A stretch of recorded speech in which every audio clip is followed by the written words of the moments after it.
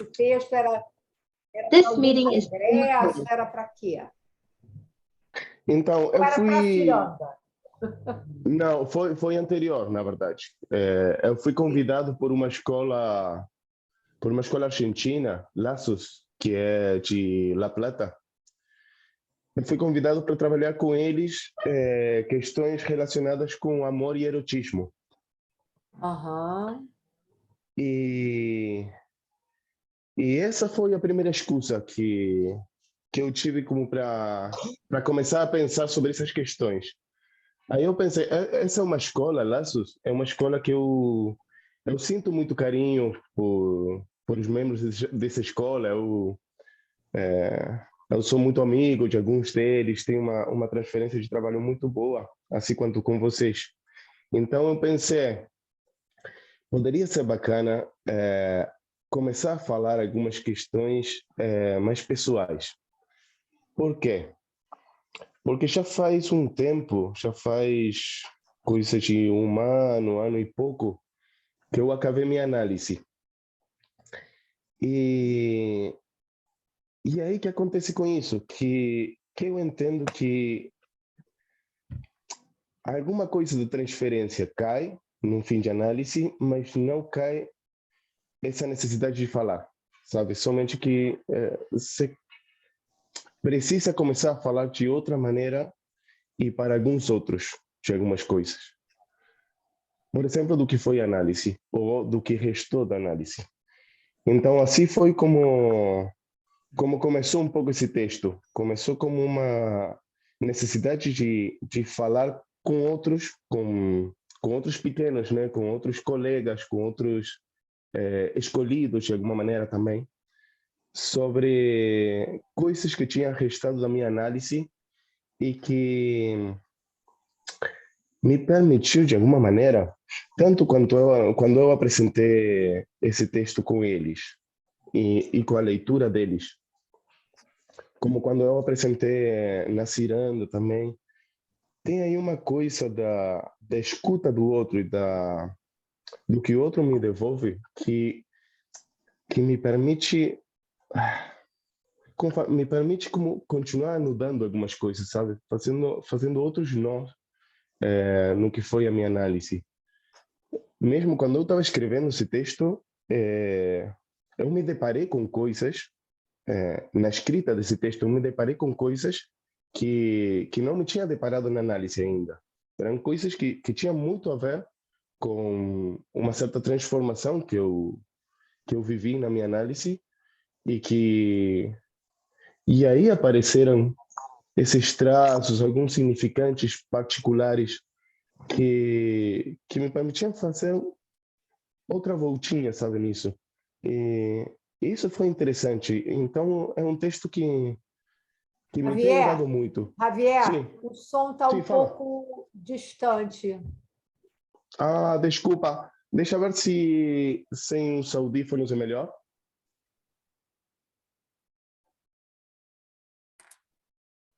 Aí você escuta melhor? Sim, Ah, eu acho. Eu acho. tá bom. Eu acho. Você escutou alguma coisa até agora? Sim.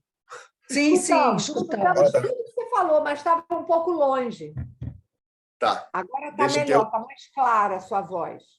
eu me aproximo mais um pouquinho aí. Não, é que eu tô também... Você está falando coisas muito importantes, então eu quero ouvir bem. Não, e eu peço desculpas também por isso. Eu tô muito complicado da garganta. Eu tô com um vírus aí que não sei exatamente qual é, mas pode ser que em algum momento eu precise tirar som ou tirar imagem para tossir, limpar o nariz, ou os dois ao mesmo tempo, tá? Eu peço desculpas. Tudo bem. Mas então, quero escutar suas questões também. A primeira questão que me vem a partir do que você acabou de dizer é te perguntar, né, Sim.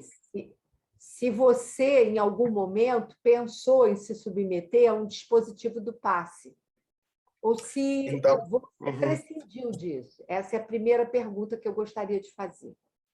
tá.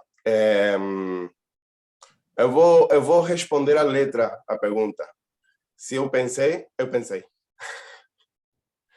Pensei. Mas tem, é assim, né? Tem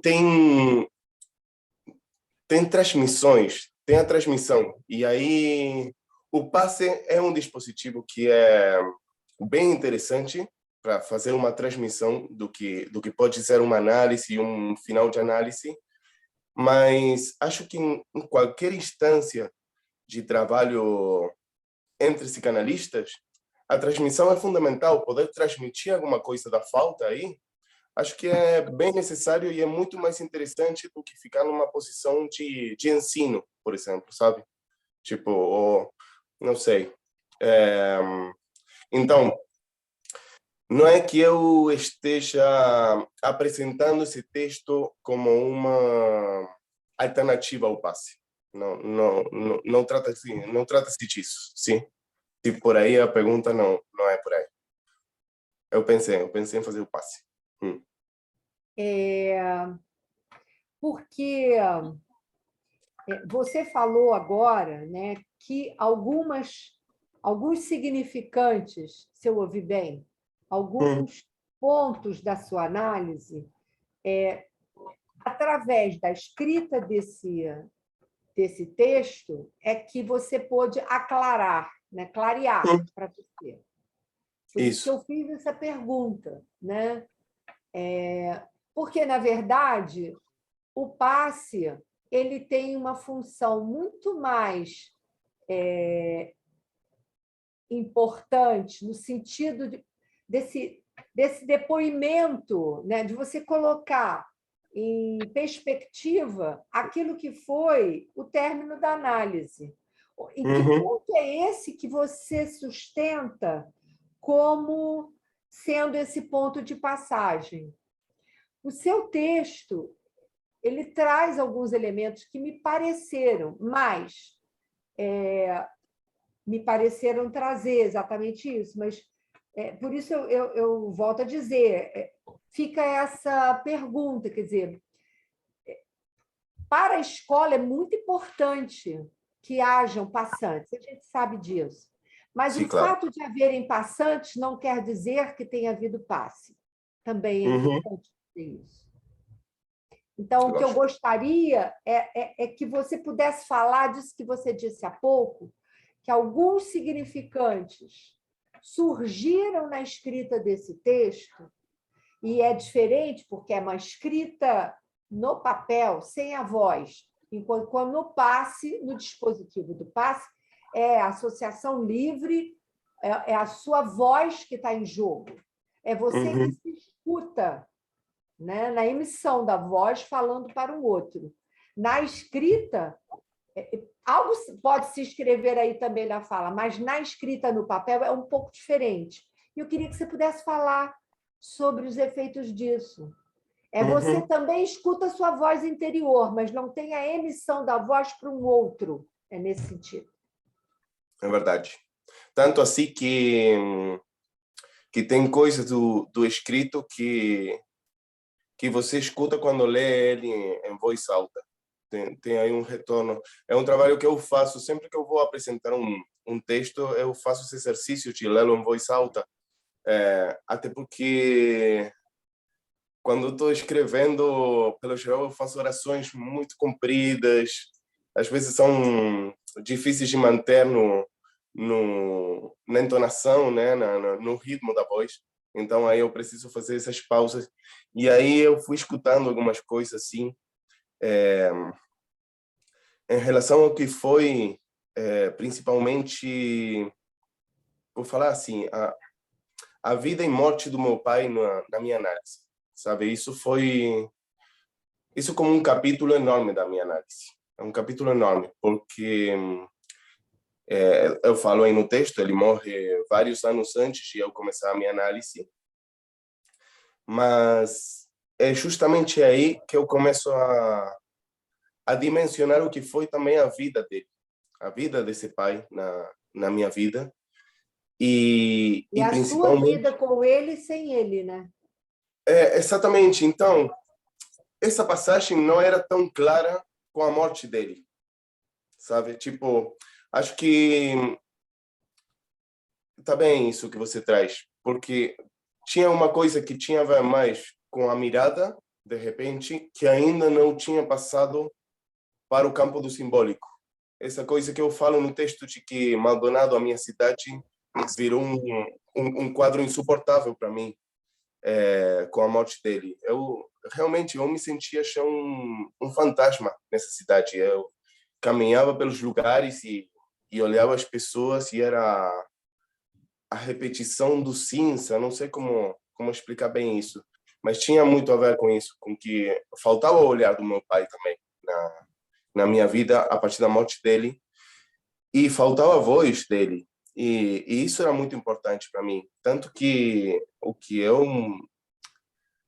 mais saudades me produzia era o tom da voz do meu pai.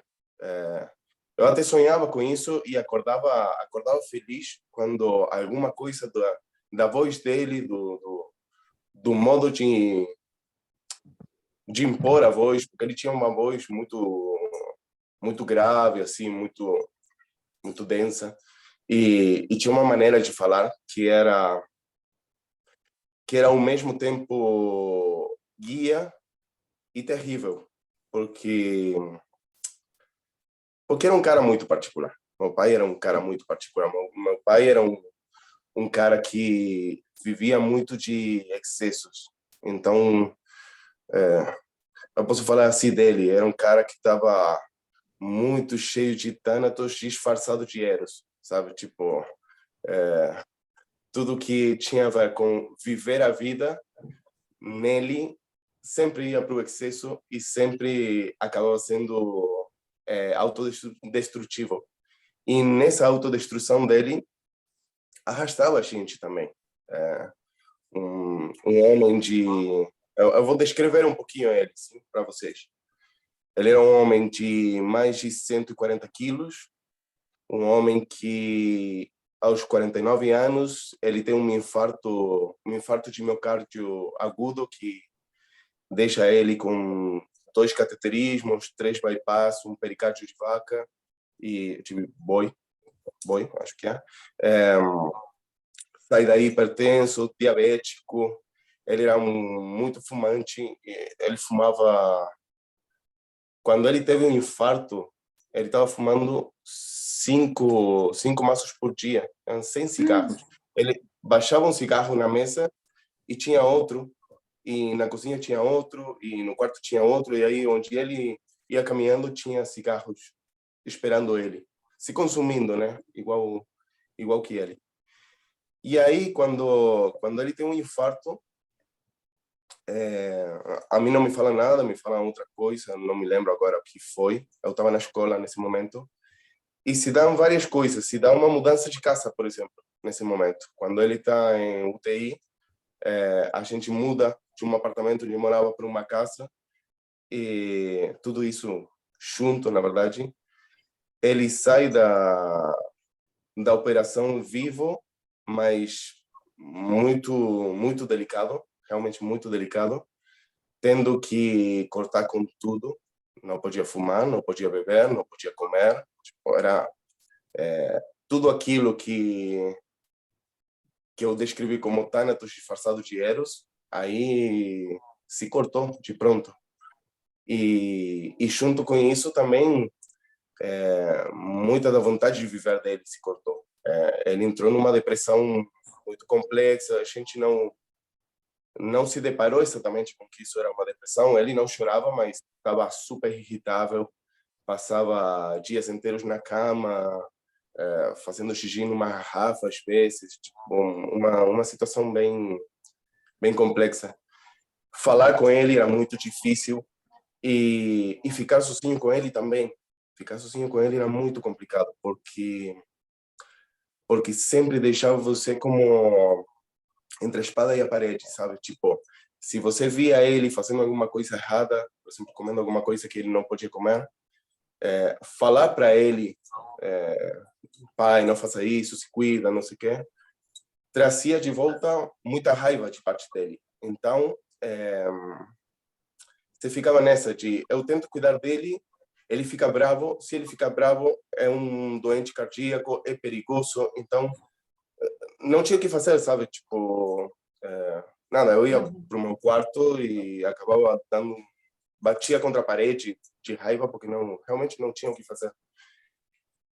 E aí começou o que foi como, vou falar assim, aí se tornou real um grande sintoma que eu já trazia com ele, que foi um sintoma gástrico.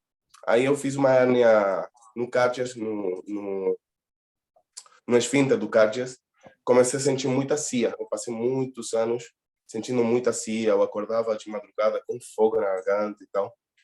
E era um sintoma que eu já trazia de antes, de outras maneiras. Andar de carro com ele, por exemplo, me deixava com muito enjoo, acabava vomitando muitas vezes.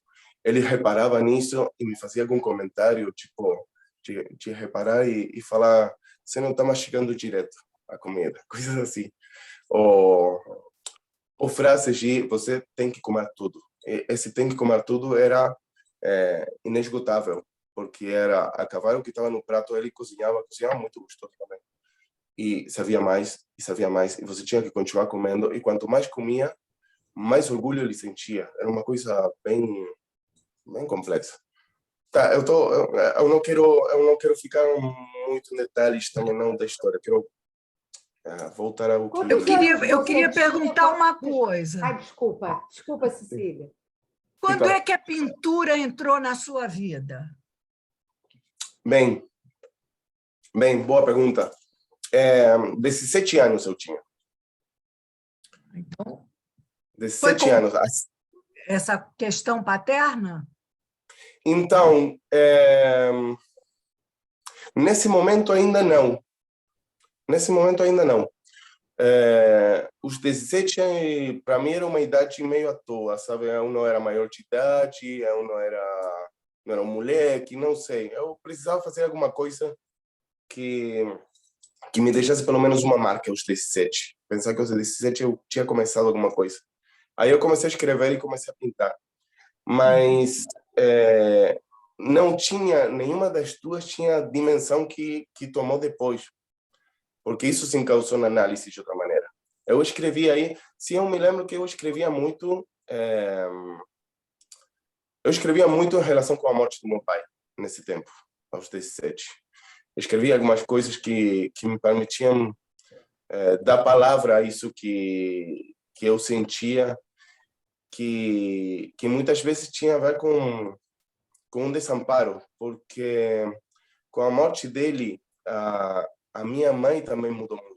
Ela teve uma mudança de personalidade assim muito de um dia para o outro, muito abrupta. E acho que ela mostrou de alguma maneira uma certa liberação com a morte dele. Só que para um filho isso era muito violento também, porque aí eu tinha perdido meu pai e não tinha quem me acompanhasse nesse luto, sabe? Tipo, era difícil. Ela se comportava comigo mais como se eu fosse um amigo do que um filho. Então, por aí já tinha começado a estabelecer uma relação com outro homem. Eu não sabia nada nesse tempo também não. Então, ela se vestia de determinada maneira, me perguntava como se via, se estava bonita, se não estava bonita. E, cara, eu estava com a cabeça em outro lugar e com o coração completamente em outro lugar. Então, de repente, nesse tempo, a pintura e escrever era também um pouco refúgio para mim, sabe? Tipo, era meu cantinho. Sim. Sim, começou aí. Posso acrescentar uma questão aí? É porque... Claro, tudo bom? Bem, você? Tudo bem, querido. Obrigada pela sua apresentação, foi maravilhosa mesmo, e ótima ideia do grupo chamar você de novo para a gente poder esmiuçar, porque foi muito boa a sua apresentação.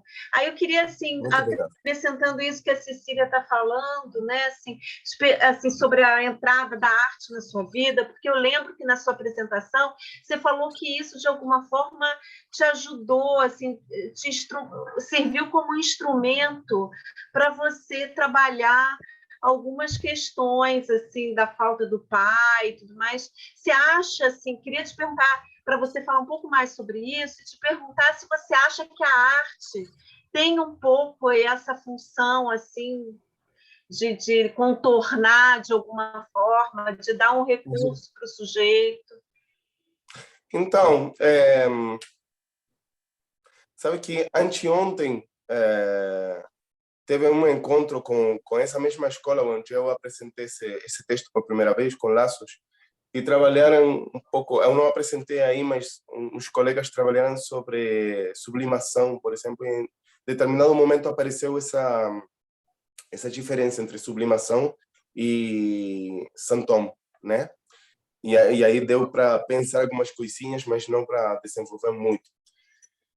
A gente tem essa ideia da arte como uma coisa muito romântica, às vezes, né? Como essa coisa que poderia, de repente, levar para a sublimação do sujeito, ou essa coisa, ou, no seu momento, quando se colocava tudo psicótico para fazer alguma coisa artística, porque pensavam que isso particularmente eu acho uma doideira, porque é como esperar que um significante tenha o mesmo significado para todo mundo, né? Fazendo a salvidade da distância entre uma coisa e outra.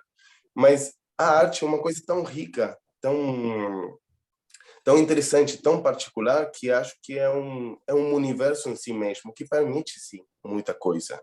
A mim me permitiu, mas me permitiu não por se tratar necessariamente de arte.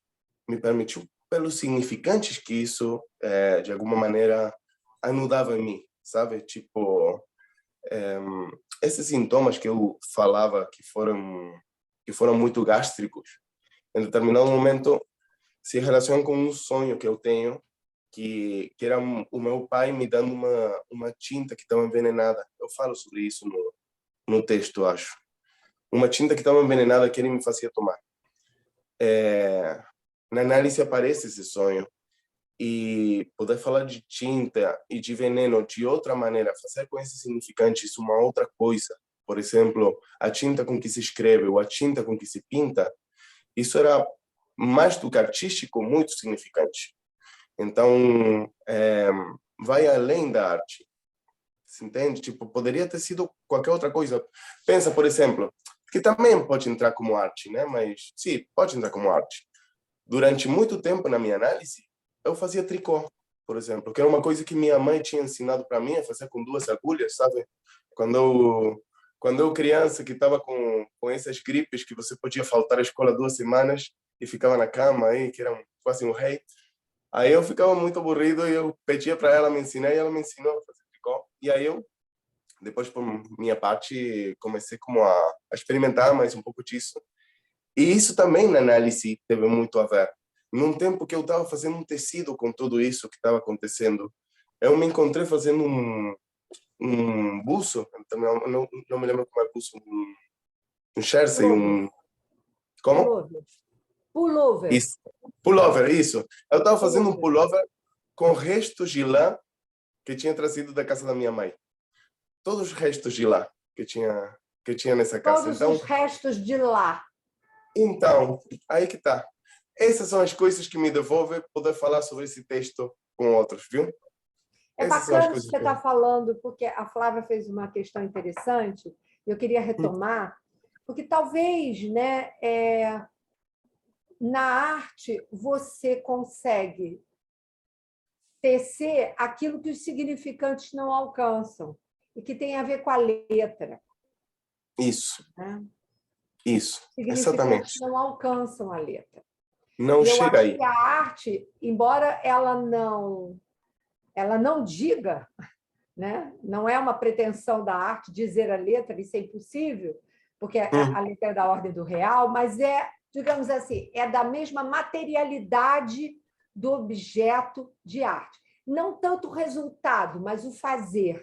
Né? O fazer, exatamente. Aí O que tá. fazer, não o resultado. Exatamente. Isso trabalha no texto. Por Sim, isso eu coloquei como título no pintar e não na sim, pintura. sim. Exatamente. Tem a ver com o fazer. Não é tanto o resultado, não é o objeto. Não é o objeto Exato, finalizado. É exato. uma coisa que está sempre um pouquinho além dessa procura. Sempre está um pouquinho além. Sempre é como essa parte do tecido que nunca consegue tocar com pincel, mas sempre está tentando chegar. Isso. Uma coisa assim. Exatamente. É esse saber fazer com a letra do sintoma. Isso. Que a gente escuta Isso toda mesmo. hora, mas eu acho que a relação com a arte mostra isso. Uhum. É a mostração de alguma coisa que não tem imagem, né? Que o objeto não abarca, mas o caminho, o percurso percorrido, né? O caminho que se faz é a mostração disso. Uhum. Né? É bem interessante isso. É Talvez. bem interessante. Desculpa. Eu achei nada. Cláudia. Javier, no final, oi, tudo bem? Oi, Muito Cláudia. bom estar aqui, te Obrigado. escutando novamente. Mas isso que a Teresa falou no texto, você bota isso claro de uma forma muito bacana, porque você faz a seguinte pergunta: será por isso que o pintor sempre tem tanta dificuldade para dar por terminada a obra? Né? Aí que tá. Exatamente. Eu faço um jogo aí com as imagens que se encontram sempre entre essas duas imagens impossíveis, né? A cena primária, essa imagem que deixa como resto a gente, e a cena da morte, que a gente não assiste também, não, a própria morte. Então, toda a imagem se encontra aí dentro. E claro, nunca, tá bem o que você fala, tem a ver com isso, exatamente. Nunca se consegue botar fazer alguma coisa. Cláudia, está fazendo barulho aí na sua casa. E tem crianças, acho.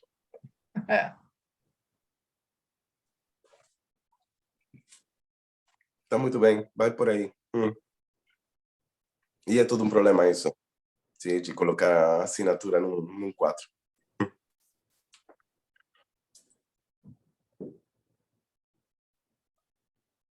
Mas eu acho, eu gostaria que você pudesse voltar um pouco, né? Na forma como no texto você se separa finalmente, né? Do seu luto. Uhum. Eu acho que seria interessante você falar como é que isso se operou, né, na sua análise, porque ali é muito evidente que isso se dá, né? Uhum. Mas se você puder, você fala ali da questão com o pai, porque tem a ver, né, com essa famosa frase do Lacan, que você prescinde do nome do pai a condição de se servir dele. Eu queria ver como queria ver, não, queria ouvir como você trabalhou essa questão, porque esse é um ponto muito importante, eu acho, em toda análise, né? Uhum. A gente repete essa frase, esse bordão lacaniano, mas você, no seu texto, como você menciona isso de passagem, eu acho que seria interessante, e até as outras pessoas que quiserem falar, o Nazário, inclusive, que a gente pudesse investigar um pouco isso, né? O que significa isso? É possível prescindir do nome do pai a condição de se servir dele. Eu entendi que esse se servir dele é o que você faz nessa tripartição, né? Da psicanálise, da escrita literária e da pintura. Uhum. Né? Eu diria numa vertente imaginária, uma vertente mais simbólica e uma vertente real. E eu queria saber como você amarrou isso, né? Para poder se servir disso. É interessante essa pergunta. Não é uma pergunta fácil também, não. Não, Você não viu é. como... Né? Mas eu estou fazendo para você, mas se alguém mais quiser se meter para conversar, eu gostaria de ouvir também. Sim, eu porque eu acho também. que esse ponto é importantíssimo no seu texto. A relação Eu gostaria de homem, participar filho, também. Só um instantinho. A relação de um filho, né, que se torna alguém, né, um homem, que traz os traços dessa paternidade recebida, né? Você recebe isso e, ao mesmo tempo, que elabora, né, através da sua experiência de análise, né, uma separação não só do pai, mas também do analista. Uhum. Né? Sim, claro. Perguntar se não houve aí, né, se você acha que houve aí um passo a mais nessa relação sua, duplicada no lugar do analista. Né? Na passagem de analisante e analista, se fala. Sim. Uhum. Bem. Alguém queria falar alguma coisa enquanto eu vou pensando isso? Eu achei muito interessante a sua colocação de um elemento interminável da análise, que é uma questão que vem sendo muito discutida durante a pandemia e no pós-pandemia, né? Como seguir com as perguntas, como seguir com a interlocução, com a possibilidade de analisar, não é? Diante de uma situação de calamidade, assim, que nós estamos revendo, então, essa questão da dimensão interminável, né? E talvez a possibilidade de saída seja realmente esse fazer, esse savoir-faire aí com a arte, com a letra, com a escrita, porque como seguir, né? Sim, sim, totalmente. A importância do movimento, né? Acho que a gente sempre se está perguntando por isso, a importância do movimento. Sim. Isso que a Teresa traz, essa frase de Lacan de prescindir do pai a condição de se servir dele. Eu penso dessa maneira, né? Eu penso é claro que eu penso isso muito atravessado por essa história com meu pai, porque é o que convoca a gente também esse texto, né? Eu tenho que pensar no meu pai, o meu pai do gozo e o meu pai do desejo. E o meu pai também era um pai de desejo, sabe? Tipo, eu podia ler nele algumas coisas, nem tanto no que falava, senão como falava de algumas coisas. Por exemplo, porque trazia a relação com arte, né? O meu pai era um cara que gostava de arte, não era um cara que estivesse completamente alheio. Ele era fotógrafo também, ele fazia fotografia social, mas não fazia fotografia artística, mas tinha também uma relação com imagem aí. Tinha uma relação com a música. Ele, nos tempos em que Vinícius foi diplomático aqui em Uruguai, meu pai fez amizade com ele e ele me contou algumas coisas. Quando eu era bem criança, ele me contou algumas coisas dessa amizade que eu perdi depois. E eu me reencontrei com Vinícius depois, anos depois dele morrer, e foi muito triste também, porque eu pensei, puxa, eu poderia ter perguntado mais coisas para o meu pai, isso era interessante de saber, e eu não me importava, eu não sabia quem era Vinícius nessa época, por exemplo. E tá, essas são coisas que eu parti, mas alguma coisa dele falando aí, me inspirava uma relação com a arte e uma relação com os outros. Ele tinha uma particular relação social muito bacana. Meu pai era um pai de portas para dentro e era outro pai de portas para fora. E eu conseguia ver as duas coisas. O que também dava muita raiva, claro, porque a gente teria gostado de que ele se comportasse de porta para dentro um pouco como se comportava de porta para fora. Não era tão assim, mas era um cara muito sociável com muitos amigos Você é e uma filho maneira de único, falar. Javier? Como? Você é Não, não, filho não. único? Somos 4. Eu sou o caçula. Eu sou o caçula. Minha irmã maior, depois tenho 2 irmãos e depois eu. Não, não, não. Eu sou o caçula. Mas esse é um capítulo bem à parte. A relação com meus irmãos é outra grande parte da análise. Não dá para falá-lo tudo aí. Mas aí, voltando um pouco ao que você perguntava, Teresa, eu precisei, assim, literalmente, vou falar, eu precisei fazer um pouco merda meu pai para poder me servir dele. Tipo, quebrar com esse lugar de onde eu escutava que saía a voz dele quando ele falava algumas frases muito fortes, por exemplo, essa frase que eu falei, tem que comer todo, essa vinha aparelhada a outra, que era tem que fuder tudo. Essa era outra frase do meu pai. Na verdade, em espanhol, comer e coger somente tem uma letra de diferença. E essa frase era muito comum no meu pai. Essa coisa do excesso do gozo também, né? Dessa coisa de não parar. E eu precisei, quando eu falo, eu precisei fazer merda com isso, de alguma maneira também quero dizer, eu precisei engolir isso e processar isso e transformar isso de alguma maneira. Baixar ele desse lugar, quebrar com ele e começar a ver o outro pai. Esse pai,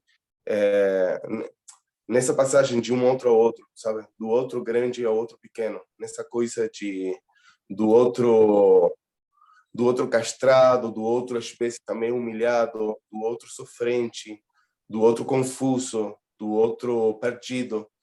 E aí,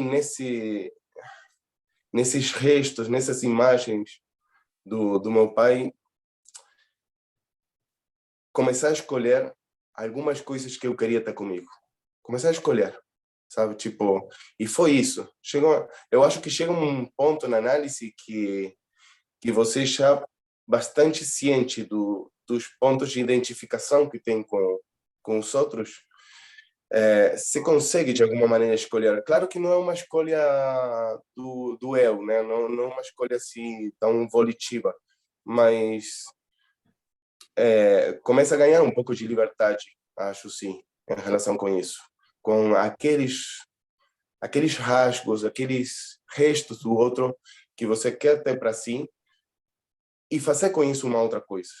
Esse carvão, sabe? Esse carvão que resta aí, que era testemunha desse ponto de não poder parar do meu pai, era isso de escondido aí na praia comer uma coisa que ele não podia comer, que ele sabia que não podia comer, esse resto, e pegar esse carvão e começar a fazer outra coisa com ele, começar a me desenhar com ele de outra maneira, ou usar esse resto que tem a ver com a carne morta do bicho, a carne morta do meu pai, e encender ele, como no conto que eu trago aqui do Plínio, o velho, encender ele, fazer com ele um fogo novo para mim. Então, eu não sei se consigo responder exatamente o que você me está perguntando, Teresa, mas... Não, mas é uma resposta bacana. Ok. Tem a ver um pouco com isso, sabe? Tipo, com poder destruir um pouco. E aí tem um luto que vai além da morte real do outro. Porque esse luto se tem que fazer uma análise com qualquer pai, mesmo o pai estando vivo, tem que fazer esse luto, tem que poder passar desse outro ao outro pequeno. Só que acho que justamente quando o outro está morto no real, não vou falar que é mais difícil, mas é diferente. É diferente. Entram outros registros aí, entram outras coisas. É como brigar contra o vento, sabe? Tipo, é mais difícil. Para mim, foi mais difícil, eu acho. Mas não posso comparar. Realmente. Tá bom.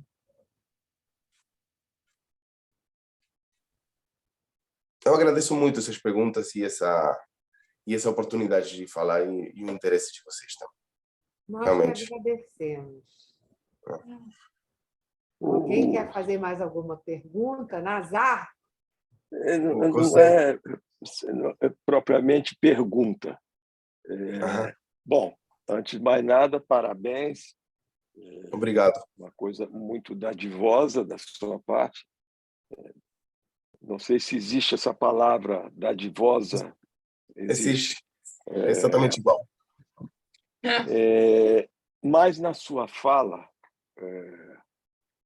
quando se introduziu a questão do passe, a Teresa introduziu essa questão do passe, a escola que você pertence, você faz parte, vocês trabalham essa questão do passe? Sim, a gente tem um dispositivo. Tem um dispositivo. Uhum. Como é que você se encontra nisso? Porque me passou a partir de uma frase sua, fundamentalmente, Uhum.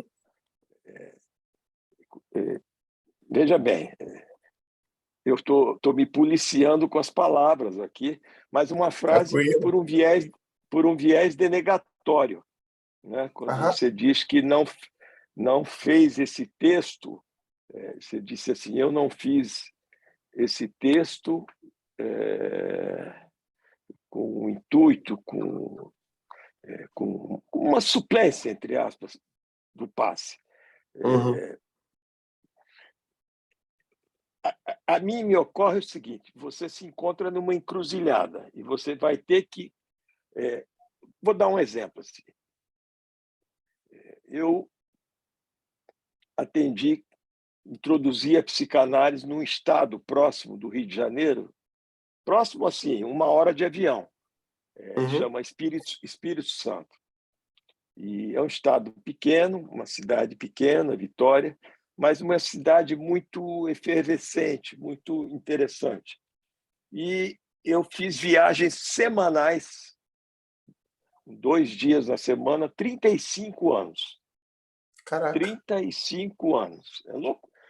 Eu só depois é que eu pude me responder o que foi isso, a partir da pergunta de um não analista, porque os analistas não me colocavam essa questão, porque era um gesto, um movimento psicótico, né, para Uhum. 35 anos, semanalmente.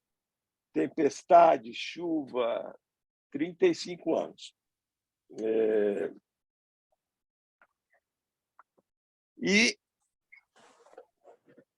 na cidade, no estado, existe um médico muito conhecido, pessoa pública famosa, isso é conhecido, saiu em jornais, que tinha 2 filhos, e um dos filhos, uma das pessoas mais brilhantes que já se viu, suicidou.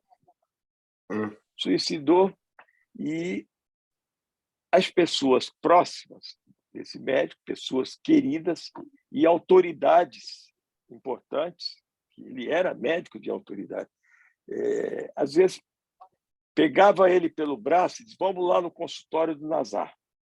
Quer dizer, eu era o para-raio, tudo que acontecia de Uhum. pior caía. Vamos lá, e ele nunca, ele se recusou, se recusou, se recusou.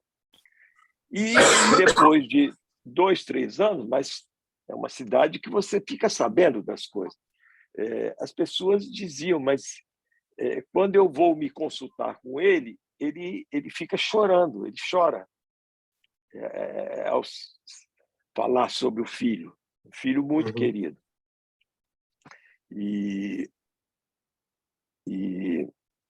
E aí ele me procurou, depois de 2, 3 anos, com o objetivo de eu, como editor, que eu fundei a Companhia de Freud, eu e Tereza fundamos uma editora famosa, editora, Companhia de Freud Editora. E começamos por editar os livros da EPEL, do grupo do Alush, Uhum. no Brasil, e aí fomos colocando todo o nosso patrimônio nessa história de editora. E ele foi com o Uhum. objetivo de eu editar um livro que ele escreveu sobre esse filho. Olha. E eu disse para ele: fulano, você precisa entregar esse filho para um analista. E ele disse: em hipótese alguma, não. E me ocorreu, não sei por que associação, de que alguma coisa você poderia contribuir muito, porque o dispositivo do passe, a experiência do passe, é o que há de, penso eu, pelo que eu vivencio, é o que há de um ponto de maior insistência, próximo de uma insistência maior da transmissão. Não é? Pegando aquela afirmação do Lacan que a psicanálise é intransmissível, que cada um que trate de reinventá-la na sua análise, Freud inventou a psicanálise, então que cada um reinvente.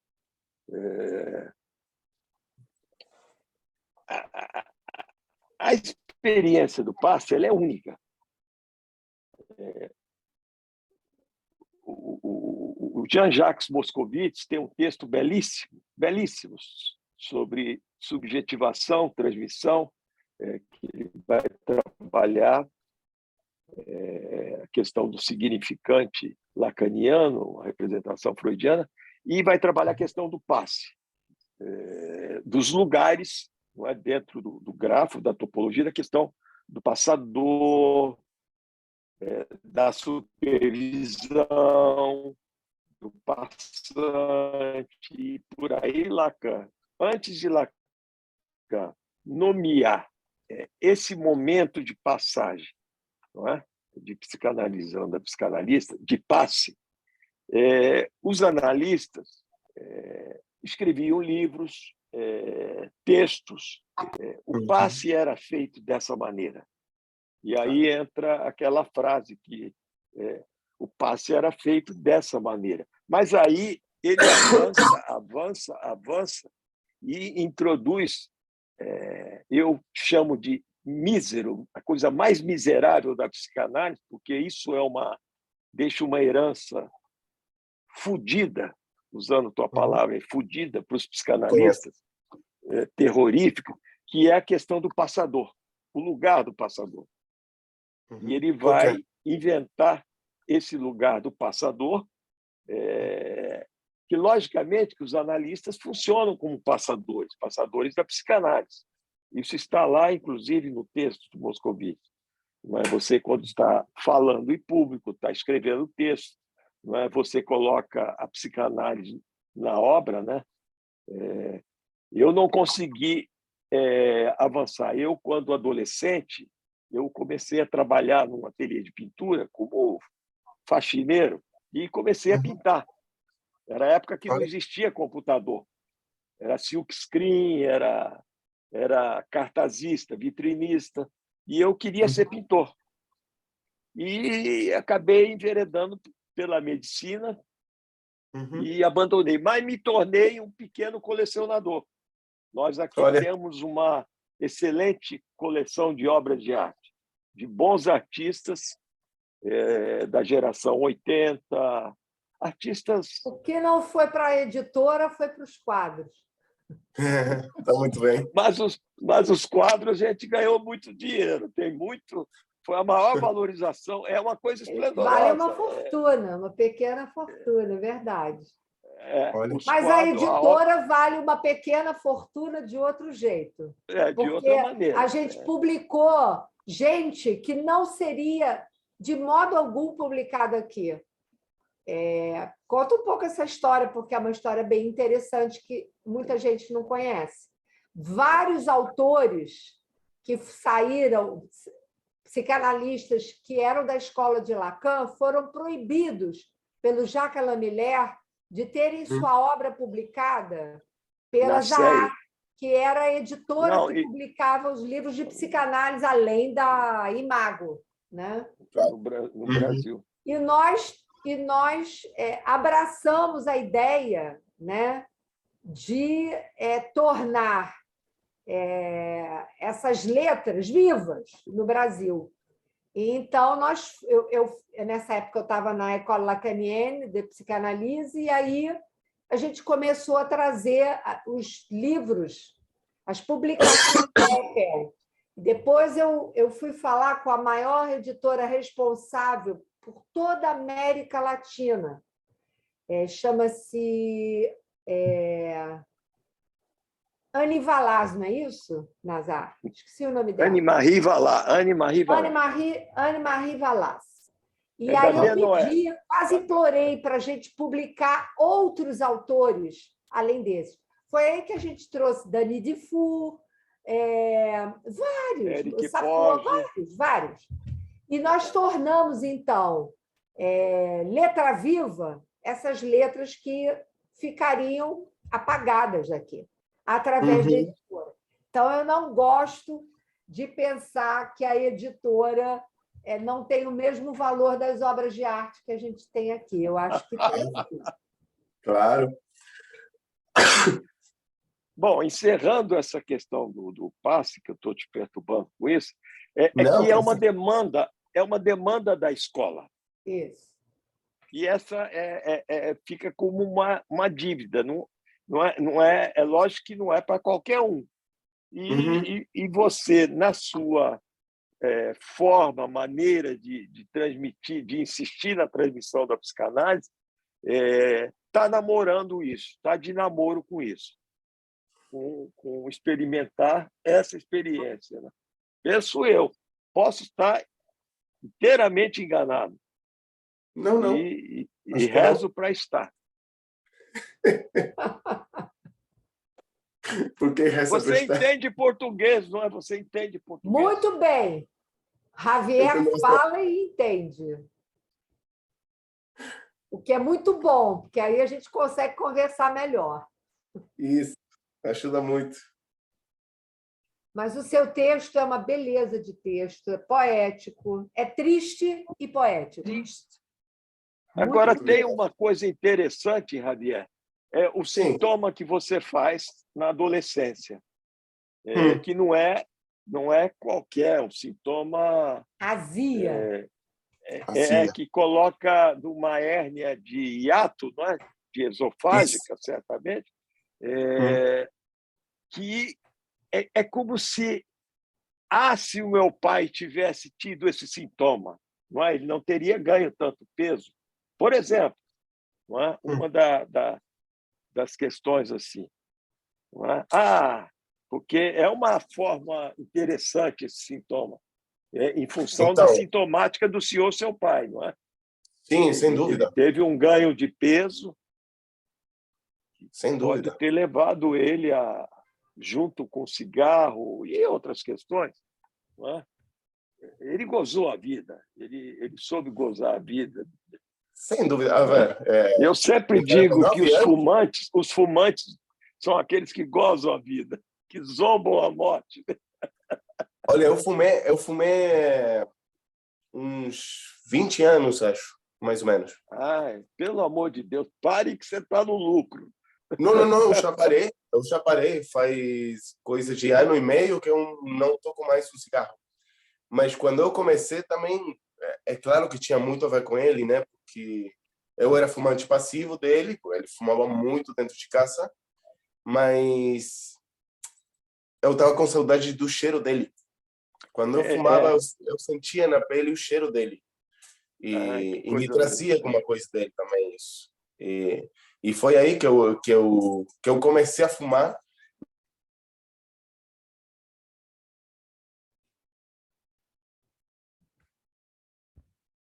Congelou.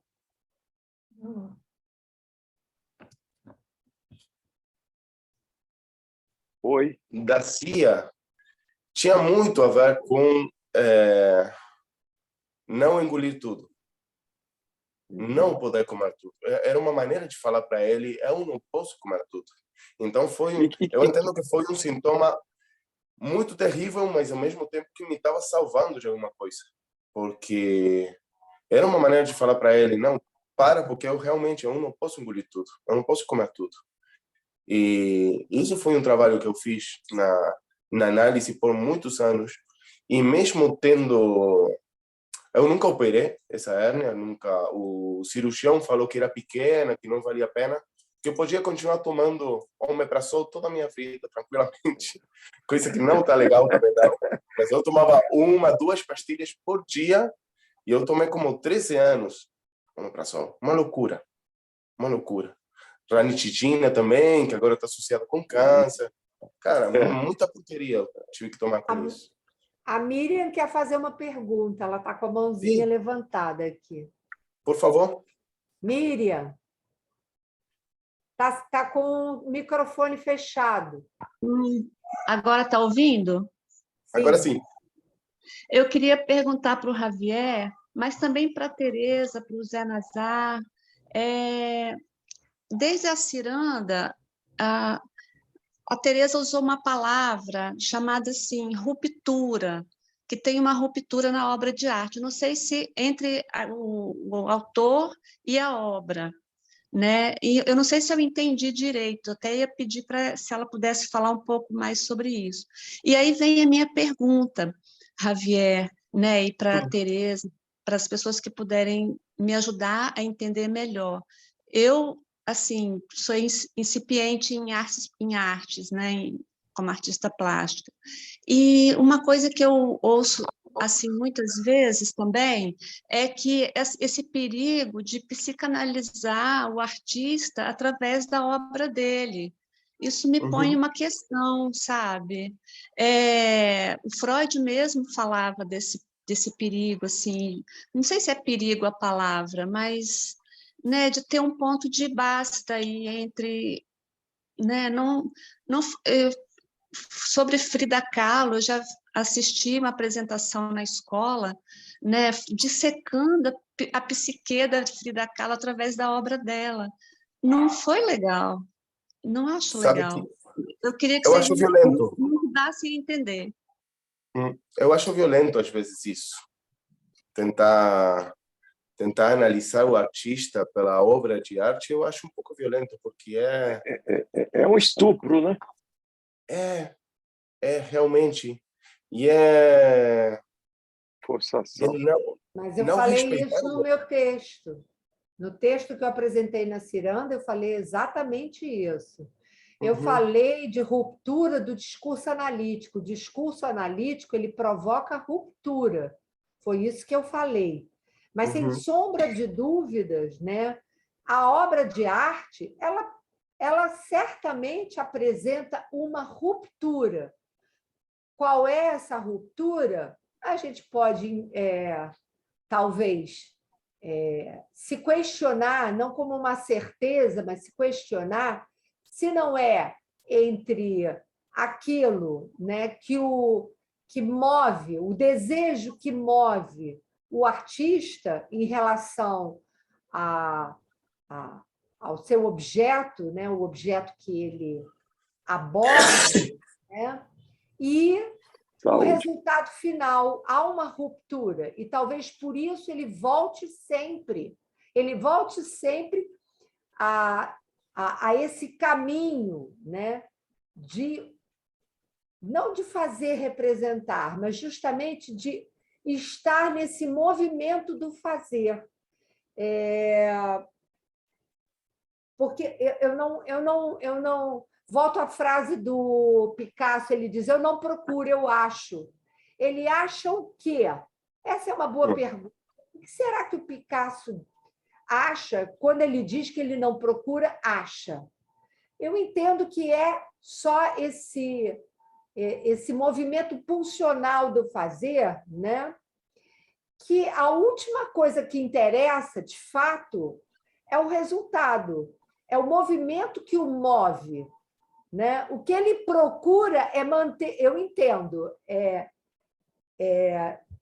o que ele acha, mais do que ele procura, o que ele acha, né, é esse gozo que separa justamente o que ele busca e o que ele pode encontrar como resultado.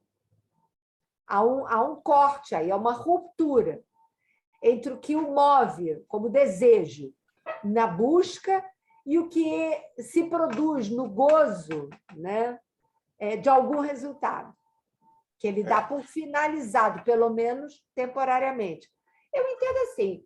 E, a propósito do que eu falei de ruptura, Miriam, eu falei da ruptura que o discurso analista provoca. Foi isso que eu falei no meu texto. E eu cito exatamente essa questão de que não se trata de psicanalizar nem o artista, nem a obra. A obra nos ensina alguma coisa sobre o que a gente experimenta na escuta analítica. Isso é outra coisa. Uhum. Foi isso que Freud fez nos seus estudos sobre Michelangelo, sobre Leonardo da Vinci, né? Quando ele aborda a obra escrita de alguns autores, ele cita vários, né? O que Ele não chega... pode fazer é uma, o que não pode fazer é uma psicologia do Exatamente, artista por meio da obra. exatamente. Agora, vou te falar uma coisa que pensei agora com essa frase que você traz do Picasso. Acho que é porque ele acha que então, sem saber, ele estava procurando. É porque ele acha, sem saber, estava procurando. Porque ele falava que ele não procurava, né? Mas Isso. se tem um achado, sem saber você estava procurando. Ele estava... Porque o achado tem essa coisa do cada vez, né? Cada vez. Sim. Mas o procurando tem um movimento. E sem um movimento, você não tem esse cada vez. É como pensar, se a gente pensa, por exemplo, como eu trazia o que para mim foi como a passagem do sintoma ao sintoma, né? Que teve a ver com esse movimento, mas com um movimento que não finaliza. Tipo, não é que o nó ficou fechado, não é que o nó está acabado quando acaba uma análise. Se eu não escrevo, se eu não pinto, se eu não analiso, eu começo a sentir sintomas de novo. Eu começo a sentir assim. Para mim, não é uma coisa sem a outra. Para mim, a arte não é somente uma coisa que eu amo fazer, que eu desfruto de fazer. É uma coisa que eu não posso não fazer, porque eu já sei o que eu tenho quando não faço. Eu já me conheço, eu já passei por isso. Então, para mim, é melhor do que não fazer. Não é essa coisa tão... Por isso eu também separava um pouco do sublime. Não é essa coisa necessariamente tão maravilhosa, tão fascinante, tão... Eu no texto, no momento, falo que para mim, artista é o significante mais longe que tem do ideal. Não trata-se de um ideal, não trata-se de uma coisa romantizada. É que é pior não fazer para mim. É pior. E se eu consigo gozar disso além, se eu consigo desfrutar disso de uma maneira, para mim, saudável, melhor, muito melhor. Muito melhor. Mas nunca é completamente sem sofrimento. Quando eu escrevo, quando eu pinto, eu também tenho aí uma briga. Eu tenho uma briga com as letras, eu tenho uma briga com a imagem, eu tenho uma briga comigo, de alguma maneira. Eu estou brigando nesse movimento. E é interessante, é uma briga que é bacana também de ver, sabe? Tipo, passo mal e passo bem. Tá rindo aí o Zé. É bonito. Você vivencia essa divisão, é uma coisa traumática que você não refuga, né? Refuga. Existe essa palavra, refugar? Refugar. Refugar é aquele cavalo que vai saltar e refuga, para.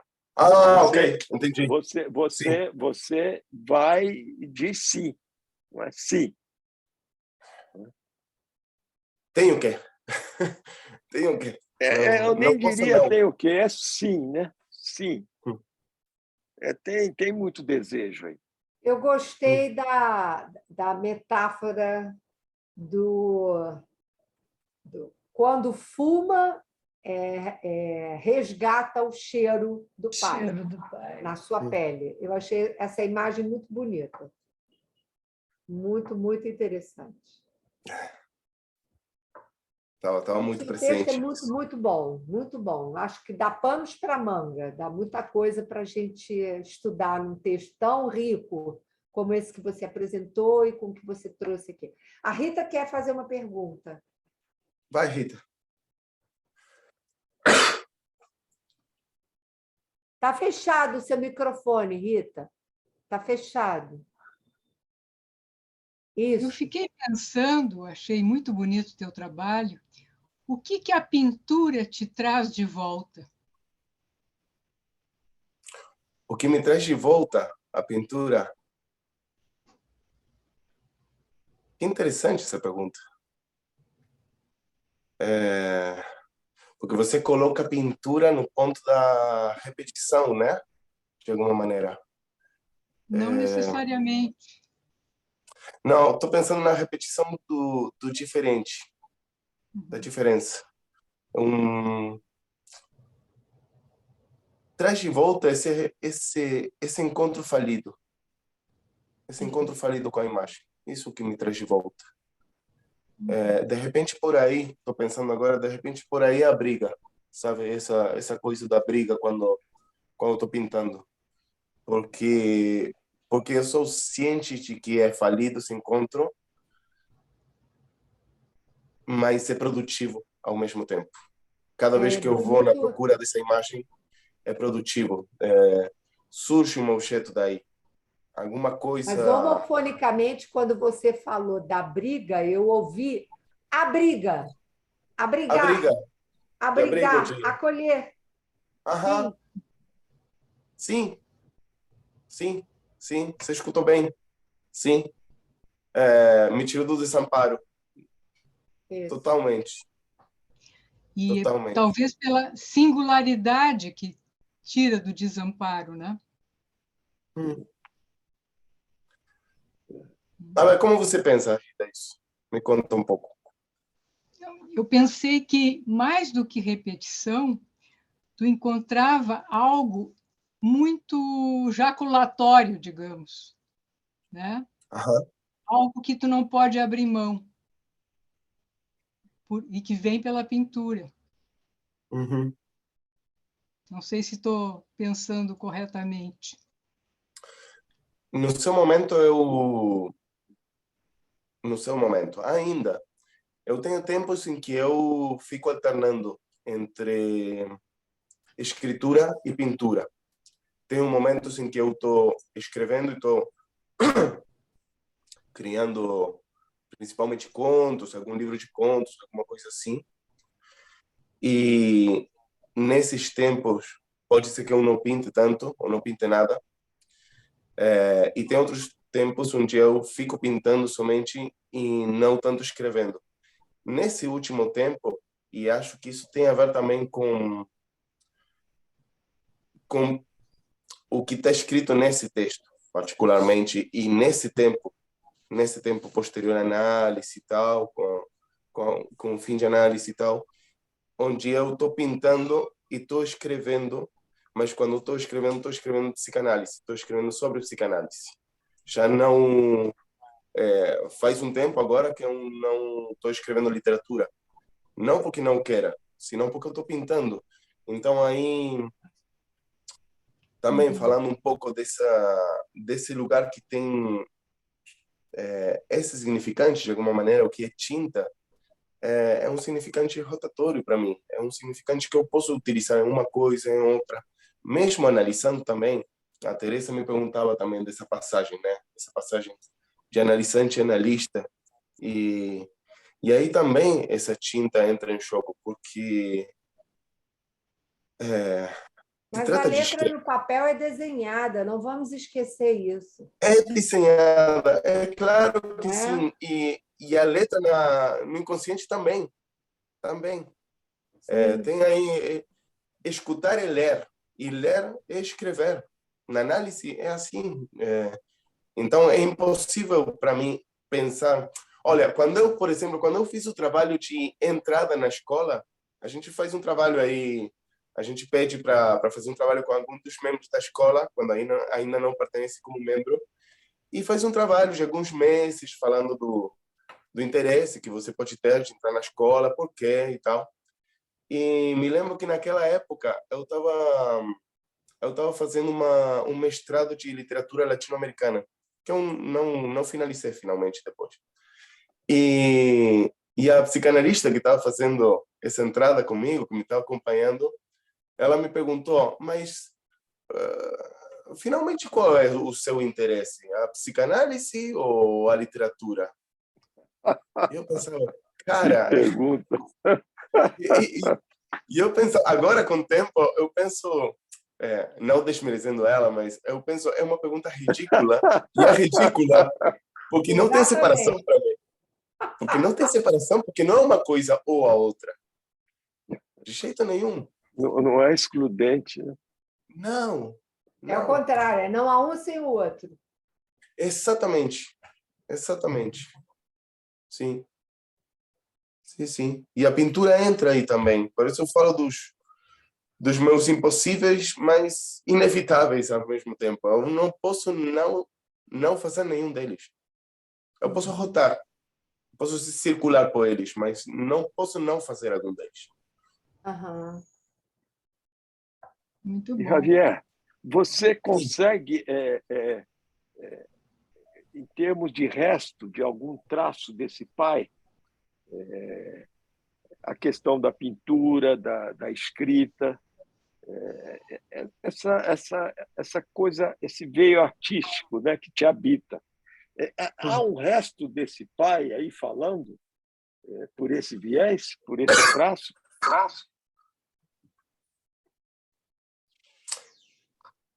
É o que faço ele falar. Porque é um pai muito querido, né, amado, odiado, mas é um pai, né, muito amor, não é isso? Muito querido, eu diria.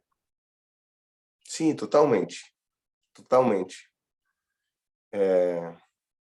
E era um pai de carências também. Ele era muito carente e ele deixava os outros carentes de alguma maneira também.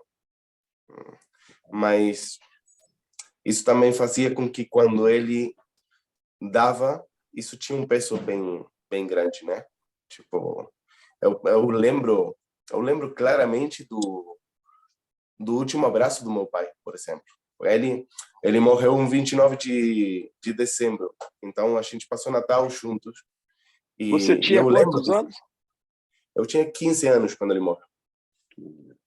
Eu tinha 12 anos quando ele tem um infarto, que aí eu poderia situar a primeira morte dele. E quando ele morre, finalmente, eu tinha 15 anos. Ele aguentou 3 anos com esse coraçãozinho aí, bem fraquinho. E sabe o que estava pensando agora? Estava pensando nisso do cigarro, no que você falava, e da cinza do cigarro. Que uma peculiaridade que eu me deparei investigando e fazendo no momento foi... Eu pinto aquarela, não sei se você sabia que o que eu mais gosto é de pintar com aquarela. E faz um tempo eu comecei a fabricar minhas próprias aquarelas para pintar. E isso tem a ver de alguma maneira, com o pigmento, com a cinza, sabe? Tipo, esses restos que vão ficando aí. Então, não sei se é meu pai que fala aí. Eu faço falar alguma coisa disso. Ou eu faço passar alguma coisa disso. Mas para transformá-lo em outra coisa. Porque... Restos de lá. Claro, exatamente. Mas em algum momento você tem que jogar fora também esse jersey. Não, como vocês falaram, não falaram jersey, falaram o pullover. Tem que jogar fora também esse pullover. Tem um tempo que faz sentido, mas tem outro tempo que já não. Que você não precisa encontrar abrigo nele. Pode ir além dele. Para mim, na escrita, ou na pintura, ou na análise, eu tenho que ir também além do meu pai. Não posso ficar fazendo ele passar o tempo todo por aí. Isso teve a ver também com poder deixar cair ele de alguns lugares, né? Tipo, esse fazer merda que eu falo, né? Porque não todo trata-se dele. Porque chega um momento que começa a se tratar de mim também. E das minhas escolhas, e do que eu quero fazer, do que eu não quero fazer, com quem me quero identificar, com quem não, e que transformações eu consigo fazer nesses traços de identificação, não sem reconhecimento do outro, mas também sabendo que o outro passa por meu mito. E se o outro passa por meu mito, já não é o outro. Já não é o outro. Você se torna outro de outros. E é mais interessante aí também. Outros pequenos. Outros colegas. Outros vocês, com quem estou falando agora, por exemplo.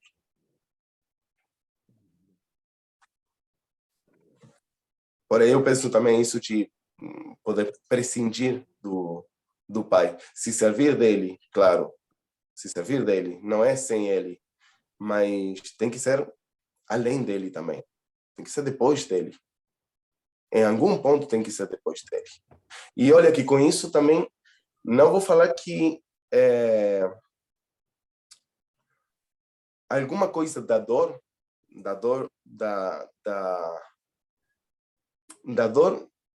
de ter conhecido ele.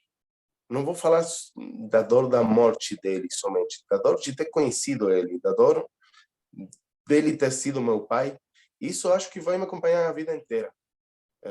Tem um ponto aí que é irredutível nisso, que me aparece, sim, que me aparece quando estou assistindo algum filme, por exemplo, e toca algum ponto aí que nem sempre consigo botar a mão nele, mas toca algum ponto e aí eu sinto uma pequena facada, sabe, no peito, e eu sinto isso. E eu sei que isso vai ficar, que isso não é uma coisa que a análise podia ter tirado de mim. E acho que nem queria que a análise tirasse isso de mim, porque a análise também tem seus limites, e tem limites que são humanos. Tem coisas que são da nossa, falar assim, da nossa natureza, né? Como isso que eu estou falando também, que falei ao começo, que depois da transferência, quem se analisou não deixa de sentir necessidade de falar. Eu imagino que vocês sentem a mesma coisa, não devo estar sozinho nesse pensamento. Acho que essa necessidade de falar, de transmitir alguma coisa, isso não morre com a transferência, com a caída do objeto, do analista como objeto. A última sessão, para mim, foi muito interessante. E num ponto um pouco engraçado também, porque meu analista nesse tempo, ele tinha aumentado de peso bastante nos últimos anos que eu estava me analisando com ele. E aí ele, no momento, me entero que ele está fazendo pilates para emagrecer, e a professora de pilates ia para o consultório dele, que era também o apartamento dele, dava aula para ele, aí ela ia embora, eu às vezes cruzava com ela no elevador, e depois eu tinha sessão. E aí eu me lembro que eu cheguei, e eu cruzei com ela, então eu pensei, ele acaba de finalizar a aula. Então, bato na porta, ele abre a porta, estava todo suado, e eu falei, vai tomar banho, não vai trabalhar assim, vai tomar banho e vai tranquilo que a gente conversa depois. E passo para o consultório, e aí com o que me deparo com as roupas do meu analista. Já não com o meu analista, sabe? Tipo, com as roupas dele. Estavam aí os sapatos dele, a calça de vestir dele, a camisa dele. Ele não estava. Ele era o fulano que estava tomando banho lá. E ele se deparou com a mesma coisa. Quando ele estava tomando banho, ele pensou, essa última sessão dele. Ele pensou exatamente a mesma coisa. Esse dia é interessante porque eu levava um sonho. Eu queria falar de um sonho que tinha tido essa mesma noite e acabei não contando para ele. Não se deu essa instância porque acabou a análise. Mas eu vou contar para vocês essa imagem, porque essa imagem eu ainda não contei para ninguém, desse sonho em particular. Esse sonho era uma coisa assim, imagina essas películas que são tipo ciência ficção. Imagina um planeta que é somente um plano, uma coisa assim completamente deserta. Você tem o plano da Terra e o universo acima. Lá longe, uma pedra que parece uma montanha, mas é uma pedra. E eu vou me aproximando aí e dela somente vão fugindo imagens. E esse foi todo sonho que eu tive.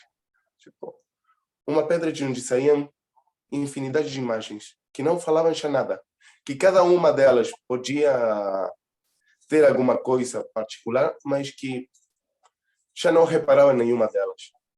E eu pensei, quando eu tive esse sonho, eu pensei, cara, esse sonho fala muito desse tempo. Fala desse tempo. Então eu levava esse sonho, porque achei que era como dar esse último não. E foi mais interessante. Foi mais interessante, porque isso da roupa do meu analista, eu acho que foi melhor para a anedota, para o conto. Bacana. Foi. Muito bom. Dito.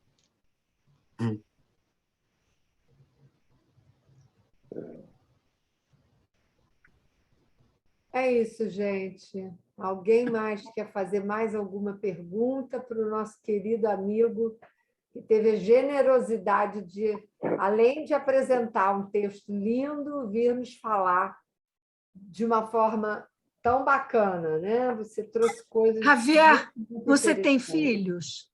Não, não tenho. Não, por escolha não tenho. Devia. Tem muitos quadros, né?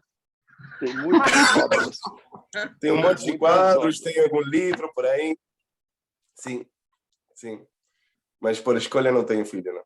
Não. Passei por essa pergunta 1001 vez.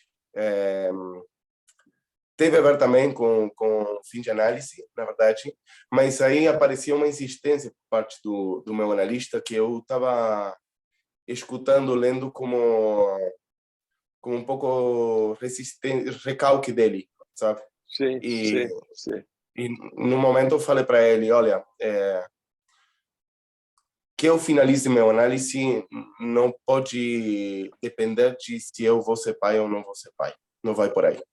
Não vai por aí. Eu falei para ele, olha, tem elementos que eu gostaria de ser pai, tem elementos que eu não gosto para nada de ser pai, e eu estou afim com qualquer uma das duas. Tipo, eu sei que com qualquer uma das duas escolhas eu vou perder e eu vou ganhar.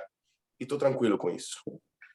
E aí tem uma ele passagem no livro do Pierre Rey, Uma Temporada com Lacan. Adoro esse livro. Ele cita uma intervenção do Lacan, acho que metendo a Aristóteles, alguma coisa assim, que diz: qualquer que seja a sua escolha, você vai se arrepender, não é? Então, qualquer que seja. Então, exatamente. Exatamente. Javier, acho que a gente pode ficar por aqui. Eu agradeço imensamente. Obrigado, Javier. Muito obrigado. Obrigada. Em nome da Eu que Escola agradeço a Lacaniana, vocês. em nome Muito. dos colegas que obrigado. organizaram, que estão todos aqui, né? Sandra, Muitos Cecília. agradecimentos. Ele Muito fez muita obrigado. doação Muito. para nós. Isso, Sim, a Cláudia, emocionante, o de uma Luiz, beleza. que passeou, Muito. foi embora, o próprio Nazar, todas as pessoas que estão aqui, a gente agradece imensamente a sua generosidade. Muito obrigada. Eu que agradeço. Eu que agradeço a todos Desculpa. também. Beijo. Beijos. Tchau. Tchau. Se cuida. Muito obrigado. Beijo. Tchau.